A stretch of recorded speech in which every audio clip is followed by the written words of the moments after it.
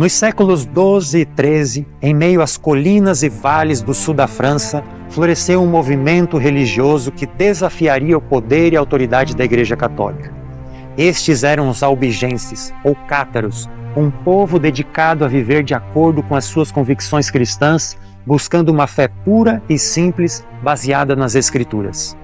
A despeito de serem considerados hereges e dissidentes, estavam dispostos a serem rejeitados e desprezados, como todos aqueles que verdadeiramente seguem os passos de Jesus e, se necessário for, sofrem também pelo nome de Cristo. Seguindo os passos do Mestre e de todos aqueles que o seguiram, sofreram o escárnio e a perseguição da igreja da época, deram suas vidas por amor à verdade e deixaram a sua marca de fé e coragem escritas na história. Acompanhe-me nessa interessante história.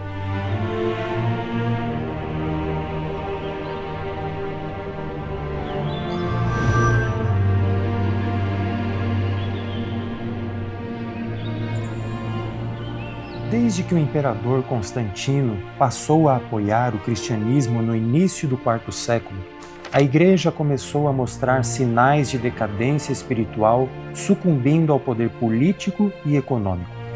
Como muitas instituições que alcançam o sucesso, a Igreja, ao invés de manter seus princípios sublimes, foi corrompida pelo poder, tornando-se parte dos males que antes condenava.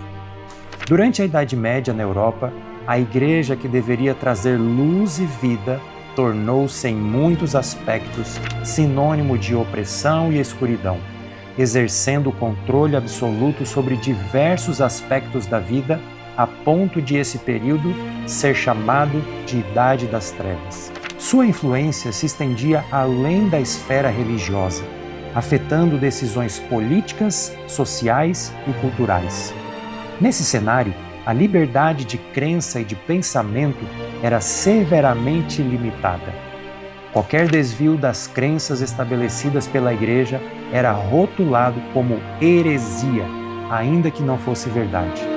Cristãos firmados na verdade, que seguissem convicções que divergissem do pensamento ortodoxo da época, seriam considerados dissidentes e perseguidos por essa razão, sofrendo punições severas.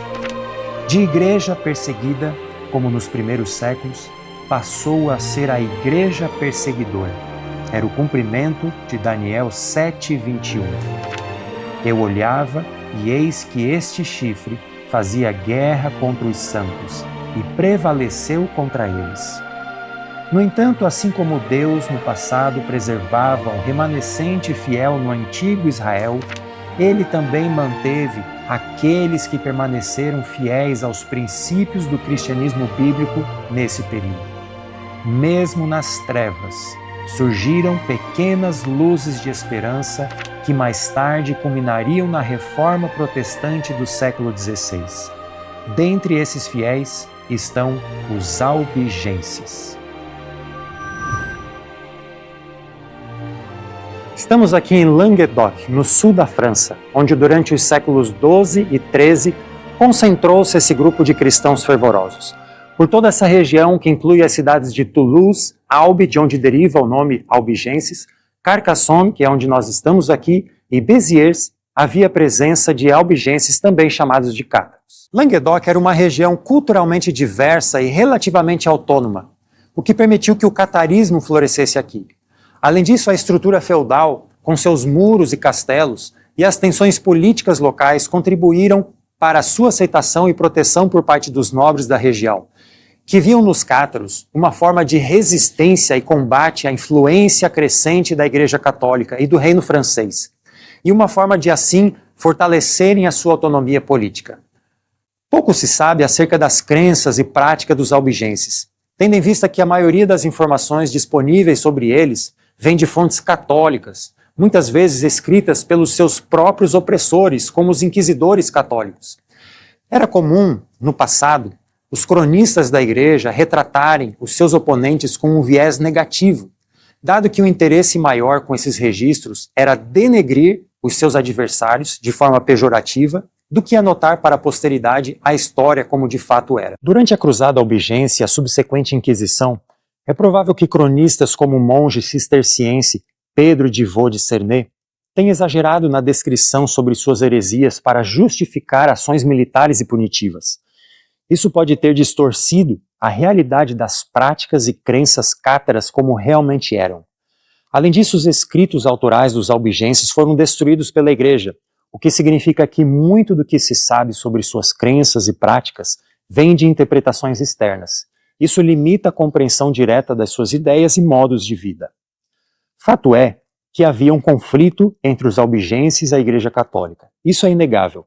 Parece haver um consenso de que os albigenses rejeitavam doutrinas e sacramentos tradicionais católicos, como o batismo de crianças, a Eucaristia, a confissão aos padres, o culto aos santos da Igreja, o uso de crucifixos e imagens religiosas, a crença no purgatório, o domingo como dia de guarda, a doutrina da Trindade, dentre outras coisas.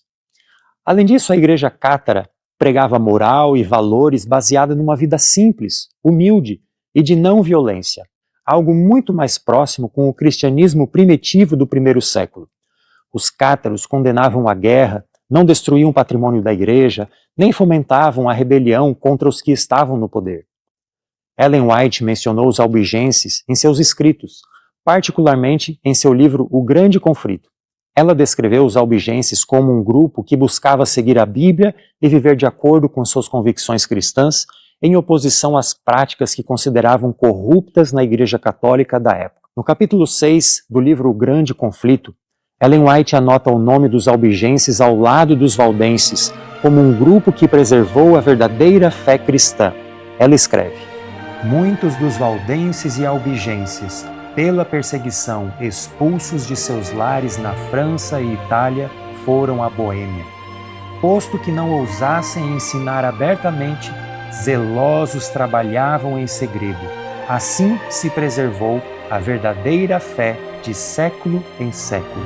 Ellen White destacou a coragem e a perseverança dos albigenses em face da perseguição severa. Ela os via como parte de um grupo maior de cristãos fiéis que, ao longo da história, mantiveram a fé bíblica mesmo quando enfrentaram intensa oposição. Segundo ela, os albigenses eram exemplos de resistência e fidelidade espiritual, mantendo suas crenças apesar das pressões externas para conformar-se. John Andrews, outro pioneiro da Igreja Adventista do Sétimo Dia, em seu livro A História do Sábado, chega a afirmar que os toulousianos e albigenses, condenados nos anos 1177 e 1178, eram ninguém menos senão os próprios valdenses, igualando os grupos e suas crenças, isto é, os valdenses, do norte da Itália, e os albigenses, aqui do sul da França, criam nas mesmas coisas. Acredita-se que o termo cátaro venha do grego kataros, que significa puro. Assim, os cátaros ou albigenses eram pejorativamente chamados, ou também de perfeitos. Eles mesmos não se chamavam assim, apenas se consideravam cristãos, seguidores de Cristo e do modo de vida apostólico. No entanto, a Igreja percebia essa busca por uma vida santificada como um pretexto para ridicularizá-los e desdenhar a sua fé. O mesmo pode ser dito ainda hoje.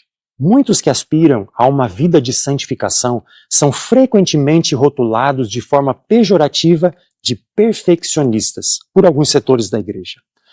Essa crítica ignora o entendimento de que a vitória sobre o pecado é atribuída à obra do Espírito Santo e não ao mérito pessoal. Trata-se, portanto, não de uma salvação por meio das obras, mas sim de uma salvação alcançada pela fé no que Cristo é capaz de fazer por mim e por você. Isso quer dizer que eu não tenho forças em mim mesmo para vencer os pecados, mas Cristo tem. E tudo posso naquele que me fortalece, morrendo dia após dia para o meu eu, crucificando com ele o meu velho homem e deixando Cristo habitar e viver em mim. É Cristo quem irá vencer as tentações por mim. Infelizmente, esse pensamento divide opiniões, e não era diferente no tempo dos albigenses, nem o era no tempo de Jesus, nem será no futuro breve. Ellen White diz: a diferença entre o caráter de Cristo e o caráter de outros homens de seu tempo era por toda parte aparente, e por causa dessa diferença o mundo o odiava. odiava-o por sua bondade e estrita integridade. E Cristo declarou que todos os que manifestam os mesmos atributos serão igualmente odiados. Ao nos aproximar do fim do tempo, esse ódio para com os seguidores de Cristo será cada vez mais manifesto. Cristo assumiu a humanidade e suportou o ódio do mundo para que pudesse mostrar aos homens e mulheres que eles podiam viver sem pecado, que suas palavras, suas ações, seu espírito podiam ser santificados a Deus. Podemos ser cristãos perfeitos se manifestarmos em nossa vida esse poder. Os albigenses, assim como Cristo, eram odiados por sua integridade. O testemunho de suas vidas era um exemplo a ser seguido. Contudo, sua integridade era percebida como uma acusação contra os seus perseguidores, pois contrastava com suas próprias perversidades. Devido à sua crescente influência e à ameaça que representavam a autoridade da Igreja, os cátaros foram alvos da Cruzada Albigense, uma campanha militar lançada pelo Papa Inocêncio III no início do século XIII. Essa cruzada resultou em um grande derramamento de sangue e na quase completa erradicação dos cátaros.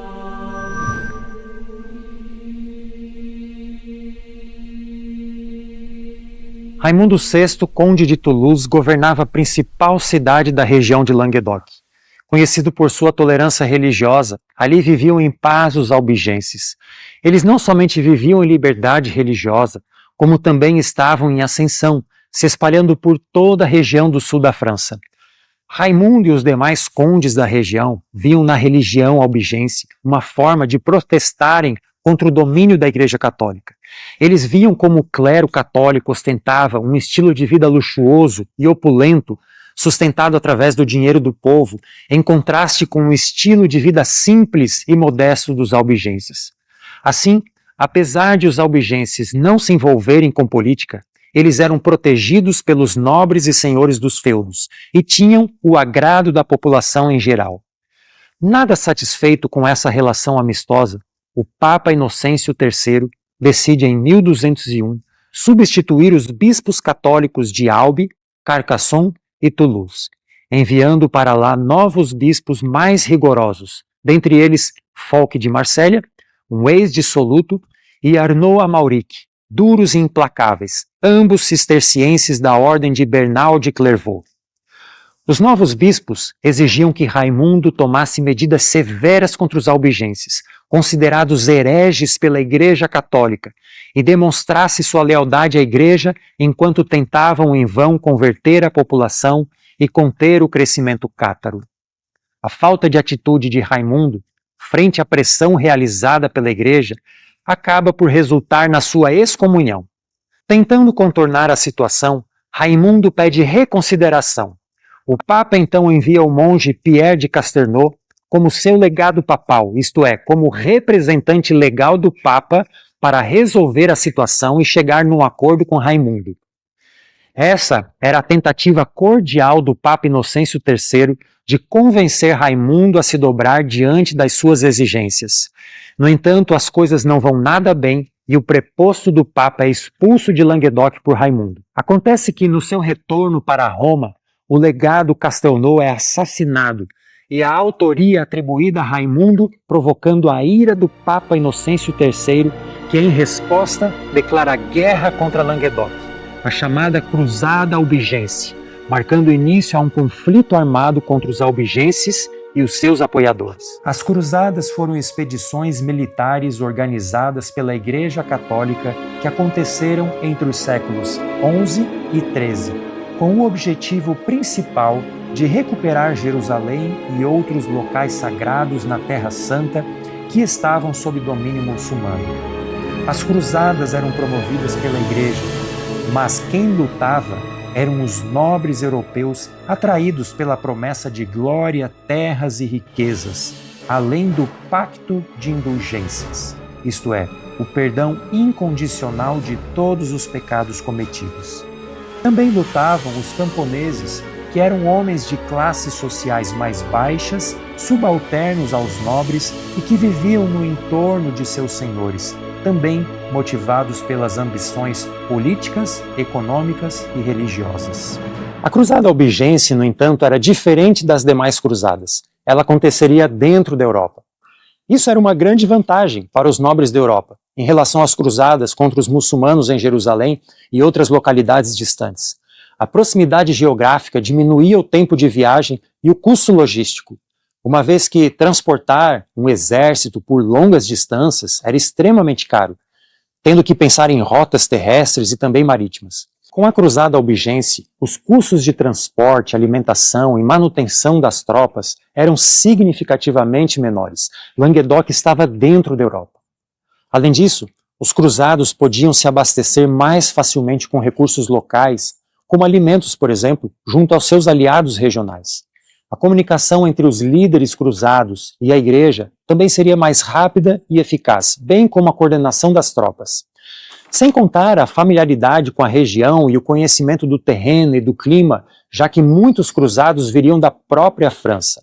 Assim, para os cruzados, era mais vantajoso empenharem-se em lutar contra os albigenses do que lutar contra os muçulmanos. Todas essas vantagens fizeram com que muitos nobres da Europa, em especial da França, se alistassem para a Cruzada Albigense. Vale destacar que Raimundo VI, conde de Toulouse, mantinha melhores relações políticas com o rei da Catalunha do que com o rei da França. Isso fazia com que Languedoc fosse quase uma região autônoma entre a Espanha e França. Assim, era do interesse do rei da França que a Cruzada Albigense enfraquecesse a região a fim de incorporá-la ao seu reino. Havia ainda um outro aspecto que tornava a Cruzada Albigense diferente das demais cruzadas. Essa seria a primeira cruzada de cristãos contra cristãos. Homens que se diziam cristãos matariam outros cristãos por pensarem diferente deles. Sabemos que a história é cíclica. Não há nada novo debaixo do sol. O que foi, tornará a ser, e o que foi, se fará novamente. A perseguição promovida aos albigenses e outros povos considerados hereges é uma amostra do que já aconteceu no passado antes deles e do que há de acontecer no futuro aos santos. Antes mesmo de haver albigenses, cristãos já eram perseguidos pelos seus pares. Os apóstolos e primeiros cristãos foram perseguidos e expulsos nas sinagogas onde congregavam. Eles tinham a verdade, mas eram considerados pelos judeus como hereges e dissidentes. Assim também foi com esses cristãos. Tais grupos como os albigenses e valdenses eram considerados hereges e dissidentes pela Igreja Católica, e assim como ocorreu com os antigos judeus, os católicos desejavam nada menos que sua total erradicação. Assim como os judeus perseguiram e mataram judeus, cristãos perseguiram e mataram cristãos.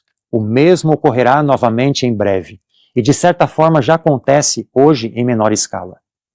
Atualmente, muitos crentes são vistos como hereges e dissidentes pela igreja de onde saíram. Embora possuam a verdade, como esta diverge do padrão ortodoxo aceito, ela é rejeitada. A exemplo dos primeiros cristãos, são também expulsos das sinagogas de onde congregam.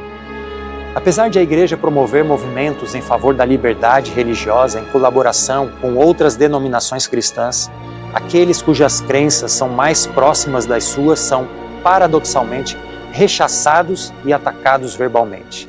São considerados perigosos e astutos, sendo tratados como inimigos da igreja. Seus membros são aconselhados a evitar contato e mesmo manter distância deles.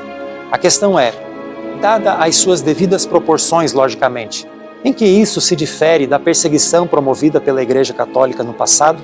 Em 1209, inicia-se então a Cruzada Albigense.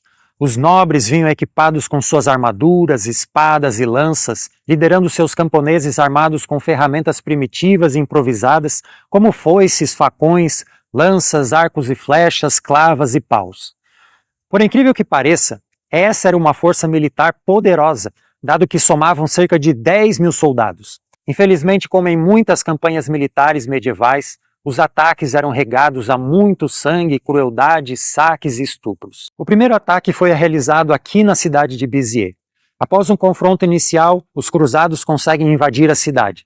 As tropas então questionam ao legado papal como separar os cátaros dos bons católicos, afinal havia cerca de 20.000 pessoas na cidade, Inclusive, boa parte dos habitantes era de fé católica. A resposta do bispo Arnaud Amauric é estarrecedora.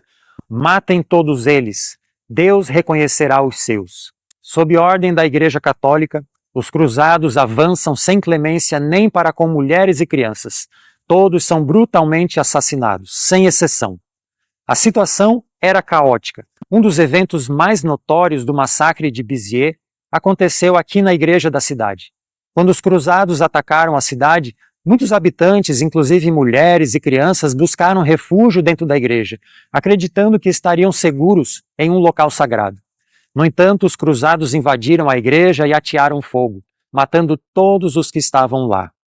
Este ato brutal tornou-se um símbolo da violência indiscriminada e da falta de misericórdia demonstrada durante o cerco. Destruída a cidade de Béziers, os soldados agora se dirigem para a cidade de Carcassonne, aqui ao fundo. Após várias tentativas fracassadas de romperem os muros e invadirem a cidade, um nome torna-se proeminente na cruzada albigense: Simão de Montfort. Simão era um nobre que ganhou notoriedade por sua liderança militar. Durante o cerco de Carcassonne, a cidade consegue repelir por um tempo os invasores. Em uma dessas campanhas, um nobre é ferido enquanto os cruzados recuavam de um contra-ataque. Simão de Montfort, no entanto, em um ato de coragem, retorna ao campo de batalha, entre pedras e flechas, a fim de resgatar esse companheiro. Esse ato de bravura o torna célebre entre os cruzados, fazendo o líder da cruzada albigense em pouco tempo. Como o cerco de Carcassonne havia cortado a entrada de suprimentos como alimento e água, logo torna-se insustentável a situação dentro das muralhas. O Visconde de Carcassonne tenta negociar com os cruzados, mas acaba sendo capturado. Sem liderança e enfrentando condições cada vez mais difíceis, a cidade acaba por se render.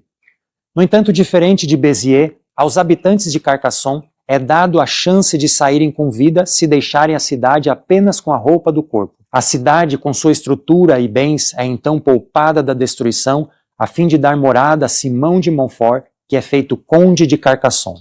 Isso permitiu que a estrutura original da cidade de Carcassonne se mantivesse preservada, sendo ainda hoje uma das cidades medievais mais bem conservadas do mundo, guardando um importante legado cultural e histórico acerca da cruzada albigense na região de Languedoc, na França.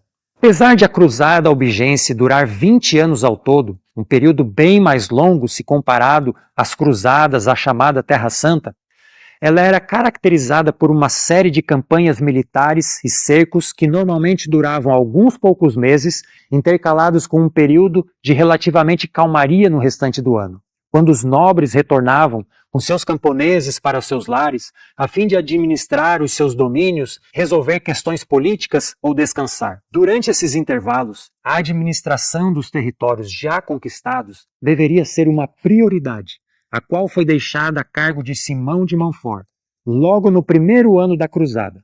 Para isso, permaneceram, além de seus homens, um pequeno contingente, o qual era substituído de tempo em tempo, conforme a necessidade. Ano após ano, retornavam novamente os nobres com todos os seus homens, aos milhares, para mais uma campanha militar. Assim, em abril de 1210, foi a vez de atacarem a cidade de Brum, no qual novamente os cruzados, sob a liderança de Simão, foram implacáveis. Cerca de 100 cátaros foram deixados com vida, mas tiveram seus narizes cortados e os seus olhos perfurados. Completamente cegos, foram enviados a outras cidades enfileirados sob a guia de apenas um homem de um olho só, de modo a espalhar o terror e a intimidação às demais cidades. A tática dessa guerra psicológica logo teve efeito. Em julho de 1210, apenas alguns meses após o ataque brutal à cidade de Brum, os cruzados cercam a cidade de Minerve, que também era um centro cátaro. O medo já havia se espalhado pela região, desmoralizando a resistência por parte dos habitantes da cidade. O Visconde de Minerve propõe então uma rendição. O bispo Arnaud Amauric só aceita a rendição se todos os moradores da cidade confessarem a fé católica. Muitos cedem diante do pavor da tortura e das brutalidades promovidas por Simão de Montfort e saem em liberdade. Contudo, um grupo de 140 albigenses se recusam a confessar a fé católica, mantendo-se fiéis às suas crenças, a despeito do que acontecesse com eles. Todos eles são amarrados e queimados vivos. Aqui podemos tirar mais uma lição. Infelizmente, diante das agruras e do temor, muitos acabam por ceder à sua fé.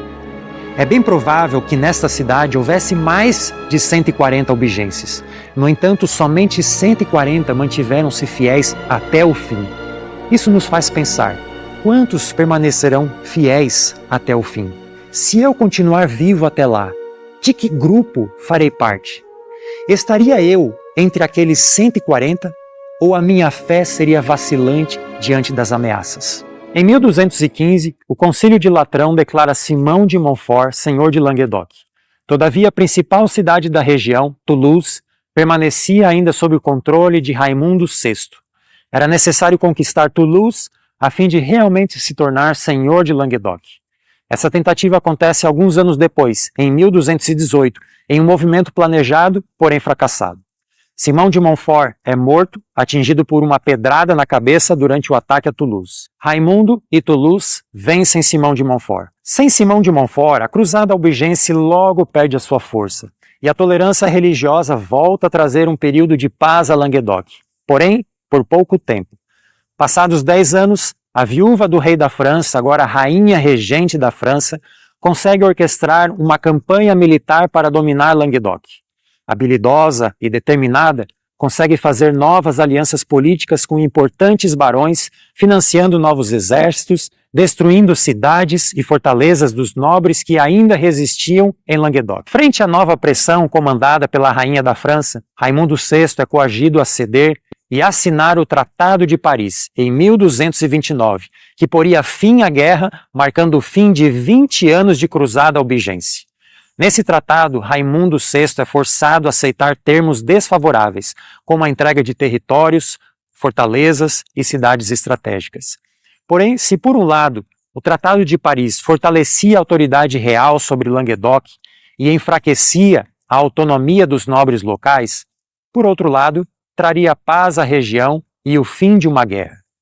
O Tratado de Paris, no entanto, possuía um outro termo importante, estabelecido pela Igreja. O conde de Toulouse deveria comprometer-se ainda a perseguir e exterminar os albigenses restantes. Como o apoio do conde aos albigenses era apenas de caráter político e não religioso, nada havia mais motivos para continuar prestando sua solidariedade aos albigenses, que agora se viam apenas sob a proteção de Deus. O Tratado de Paris deu abertura à Igreja a fim de estabelecer a Inquisição em Languedoc, em 1233, sob a autoridade do novo Papa Gregório IX. O tratado, porém, beneficiava apenas os nobres e aqueles que se confessassem católicos. Para os albigenses, o fim da cruzada era apenas um marco para o início de outra ainda pior, com a Inquisição. A estrutura da Inquisição albigense era composta por inquisidores nomeados, tribunais e uma rede de informantes e colaboradores locais. A Inquisição utilizava métodos rigorosos para identificar, julgar e punir os hereges. Isso incluía interrogatórios, coleta de testemunhos e, em casos extremos, torturas para obter confissões. Os julgamentos eram realizados publicamente e as penas variavam de penitências leves a execuções, dependendo da gravidade da heresia e da cooperação do acusado. Inicialmente, houve resistência significativa da população local que tinha laços culturais e familiares com os cátaros. No entanto, a pressão contínua da Inquisição e das autoridades reais gradualmente forçou muitos a conformarem-se ou a fugirem. Muitos cátaros se espalharam por outras regiões da Europa. A presença da Inquisição também gerou um clima de medo e desconfiança, com vizinhos frequentemente denunciando uns aos outros para evitar suspeitas sobre si mesmos. Os cátaros que ainda restavam foram finalmente exilados ou executados, e suas comunidades foram desmanteladas. A destruição de fortalezas cátaras e a perseguição contínua garantiram que o movimento não ressurgisse com força. A destruição de Montségur é certamente um marco para o fim dos albigenses no sul da França. A cidadela havia se tornado um refúgio para muitos cátaros e um símbolo de resistência contra as autoridades católicas. A sua posição geográfica no topo de uma montanha facilitava a sua defensiva contra os ataques das forças aliadas da Igreja. No entanto, após 10 meses de cerco, em 1244, os defensores, enfraquecidos pela fome e pela falta de suprimentos, foram forçados a se render. Foi então oferecida a opção de escolha aos cátaros. Ou eles renunciavam à fé ou enfrentariam a execução. Não havia segunda opção àqueles cátaros. Não havia chance de baixarem a norma de fé. Todos eles recusaram-se a renunciar às suas crenças. Foi então preparada uma grande fogueira e houve uma execução em massa em um local conhecido como Prat del Cremats, que quer dizer Campo dos Queimados. Ali, mais de 200 albigenses deram as suas vidas por Jesus. Este evento marcou um dos maiores massacres de cátaros e simbolizou o fim efetivo do movimento. A destruição de Montségur e o fim dos cátaros são lembrados como um momento trágico na história religiosa da Europa, simbolizando a brutalidade das perseguições religiosas e a resistência de um grupo comprometido com suas crenças. Os albigenses nos deixaram um legado de coragem e fé inabalável. Reviver a história é não somente conhecer os acontecimentos do passado, mas aprender com os seus erros e acertos. Suas vidas são um exemplo para nós hoje. Em um mundo onde a liberdade de crença é ainda contestada, a sua resiliência e sacrifício ressoam como um poderoso testemunho a ser seguido no futuro próximo. A maior necessidade do mundo é a de homens. Homens que se não comprem nem se vendam. Homens que no íntimo da alma sejam verdadeiros e honestos. Homens que não temam chamar o pecado pelo seu nome exato. Homens cuja consciência seja tão fiel ao dever como a bússola o é ao polo. Homens que permaneçam firmes pelo que é reto, ainda que caiam os céus. Que assim como eles, possamos resistir no dia mau e depois de termos vencido tudo, permanecer inabaláveis. Não permitamos que qualquer crença nos seja imposta. Deus nos concedeu o livre-arbítrio, permitindo que cada um faça suas próprias escolhas e decisões individuais acerca de sua fé. Que possamos em liberdade de consciência adorar o nosso Deus da maneira que Ele pede, ainda que caiam os céus.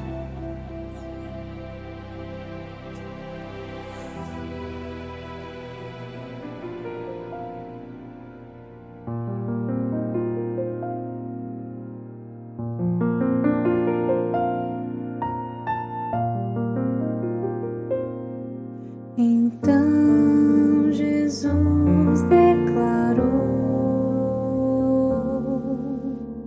Eu sou a ressurreição e a vida. Eu sou a ressurreição e a vida. Quem crê em mim, ainda que morra, viverá.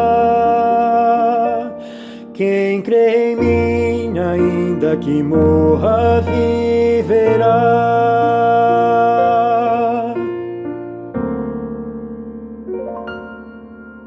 Eu sou a ressurreição e a vida. Eu sou a ressurreição e a vida. Quem crê em mim, ainda que morra, viverá.